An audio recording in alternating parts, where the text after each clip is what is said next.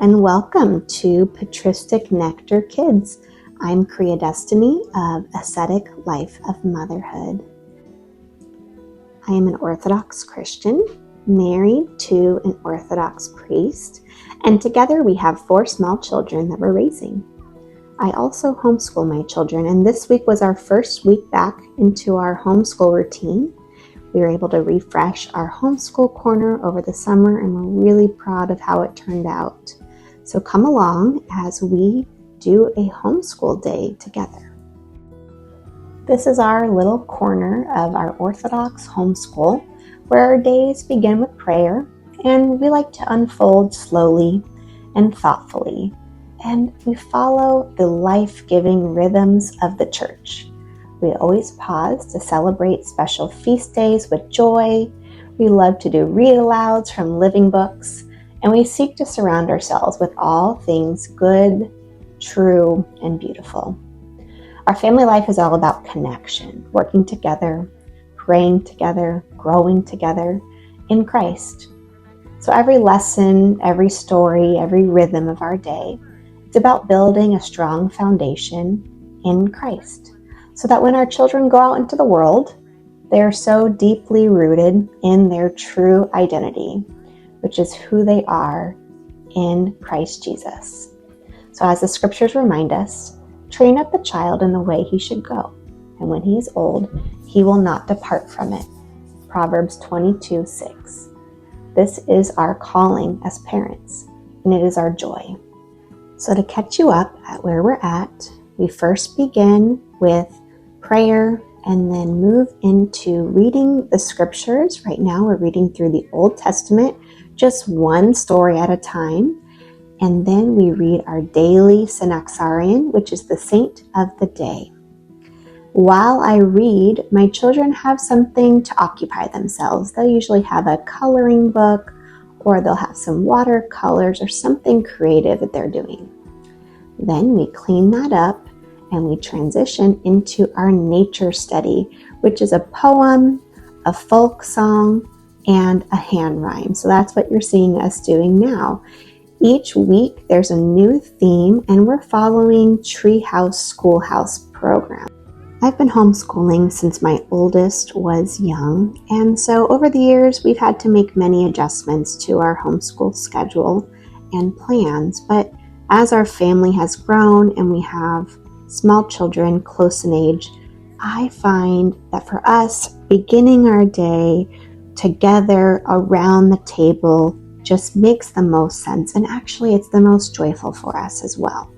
So the first hour or so of our day is spent together, doing the same poems, reading the same stories, going over the same lessons. So I purposefully choose curriculum that is geared towards family, so we can be doing these all together across multiple ages. And as you can see, even my baby, who's 2, is participating along with this. And because it's very interactive, hands-on, and engaging, all of my children are delighted. This week we are learning about India.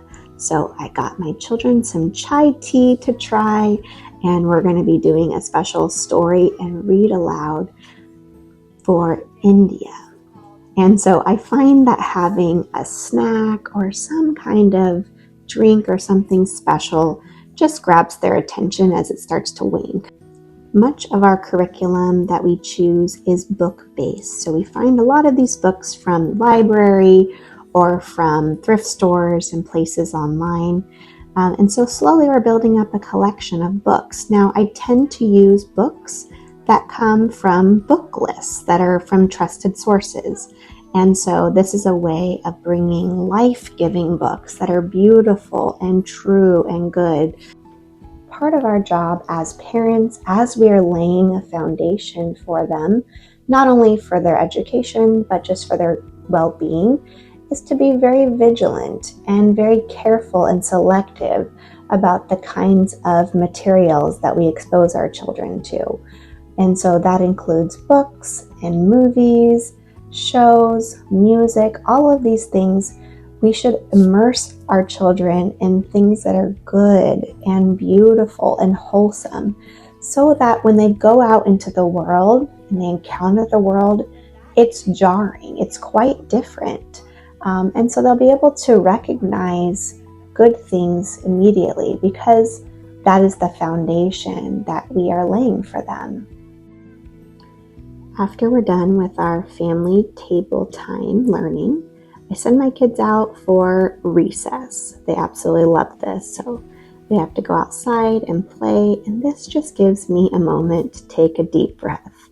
I've usually started my morning a bit rushed, breakfast, cleanup, setup, and so this is my deep breath. I get about 30 minutes of a break, and I sit down, I do my Synaxarian reading myself, and I write in my gratitude journal, and I'll usually try to read a little bit before I start to prep. So after taking my deep breath, finding a little bit of a rest for myself, I get prepared for our individual lessons. So my older girls, they have one-on-one lessons, and so I set those up and we take turns doing one-on-one lessons. Now I've had to get creative with my young children because they're quite busy and they cannot occupy themselves very well. So I've started setting up in a separate table a sensory activity. Now this changes each day, so it keeps it a little bit exciting.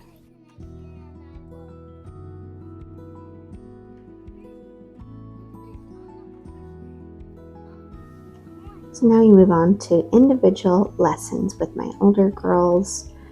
I tend to be slower on formal education, so we follow the Charlotte Mason approach, and I don't start formal education until my children are about 6 years old. And we just prefer the slower pace and a slower start. So I'll work with my youngest daughter first while my oldest daughter is doing some independent work, check on the little boys. I get about 30 to 45 minutes of that activity. And then I dismiss my oldest daughter when she's done with her reading and math, and I move on to my oldest, working through some math and language arts. So once they finish up formal lessons, they each have their own little reading assignments. They spend about 20 minutes doing that. I get my son set up with his next activity. He keeps me on my toes while I prepare for our feast day activity. So this week we're celebrating St. Fenorius. So we decided to make phaneropita, which is a special dish that you make in honor of St. Fenorius.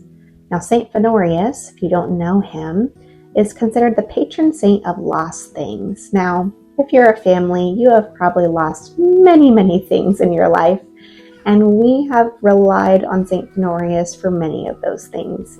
Now, it is a tradition that when you lose something and you ask for his intercessions, and he helps you find it, then you bake a cake in his honor, and there's a special recipe that goes along with it. We don't always get to do that, so I always make sure on his feast day to make a phaneropita so that we can make up for all of the things that he has helped us find. And he asks us to say a prayer for his mother. So that's what he asks. He's very selfless. Now, my children have been raised in the Orthodox Church. I myself converted. And so there have been times where I'm frantically looking for my keys, looking for my phone, and my children will gently remind me, "Mommy, just pray to St. Fenorius." And sure enough, within 30 seconds, we find it, and I just can't help but smile because thank God for these babies who help teach us the faith right alongside us. Now, baking with small children can be a challenge. So I've picked up a few tips along the way. I personally find that things go a lot smoother if I have prepared all the ingredients ahead of time so that my children have to just follow along with the recipe and put in the items. So it's a win-win for both of us. We've been prepared, we're not stressing to find the ingredients, and they get to participate as well. So at this point, I mostly let them take over the recipe. I do help put it in the oven, and in this case, we split it into 2 pans because we didn't have a big enough pan. One of the most important parts of our homeschooling is just following the rhythms of the church.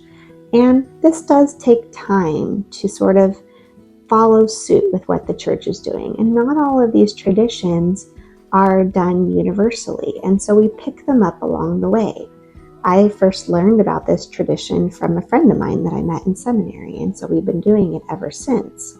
But that's the joy of the Orthodox Church, is that we get to learn about these things right alongside our kids, and we start to incorporate them. And then each year they become a special layer of the foundation that we're laying for our kids. And again, it brings so much joy into our day when we get to do a special recipe or special activity that we look forward to each year. Now, St. Honorius is also special for us because he helped us find our home. We were in a home search and we were having a really hard time finding something. And so a friend of mine suggested, pray to St. Honorius. He's not only the patron saint of lost things, but he also is a helpful finder. And so sure enough, we prayed, and this house showed up on our search, and it was clearly God's providence for us, how everything worked out and how we were able to get this home. So he's very, very special to us. So we always like to make phaneropita. I have a recipe for this cake on my blog. If you're ever interested, I have a lot of resources on my blog on how to celebrate the feasts. So if you're wanting to dive into doing more liturgical work, there is a feast day coming up, the Nativity of the Theotokos, and that is on September 8th. And so I have a lot of ideas on my blog on how to celebrate that. One of the things we like to do is make Queen of Heaven cupcakes, I call them. So they have blue frosting, just like the Theotokos. So that's something that we do each year in our home. So I always recommend people start with the 12 great feasts. If you're just trying to get a handle on the Orthodox Church rhythm, the 12 great feasts are the great way to start. So as you can tell, everybody enjoyed the phaneropita. We made an extra one that we were able to share with our neighbors. And that's not the only thing we've been baking up. We've got another little baby on the way. So this is our little surprise announcement. So thank you so much for watching. I hope that this was encouraging to you, just to see a glimpse of how we approach homeschooling in our home. Of course, this was just a snippet of our day, but we do a lot more outside play by the end of the afternoon, and any other lessons that we have missed will make up for after my son's nap time. So again, a nice slow pace to our day, focusing on the liturgical rhythms and rooting ourselves more deeply in our life in Christ.